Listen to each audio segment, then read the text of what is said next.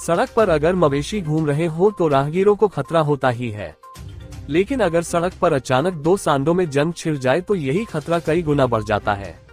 ऐसे ही हालात धमतरी में उस समय पैदा हो गया जब शहर के अंदर बीच सड़क पर दो मोटे तगड़े सांड आपस में भिड़ गए।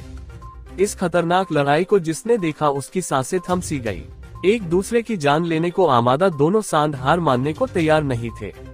आखिर में एक सांड ने दूसरे को अपनी सींगों पे हवा में उठा लिया, जिससे दूसरे सांड की कराह निकल गई। तब जाकर लड़ाई खत्म हुई।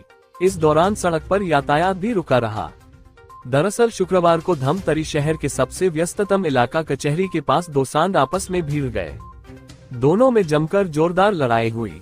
करीब 20 मिनट तक दोनों एक दूसरे पर सिंग से बल लगाते हुए दिखे।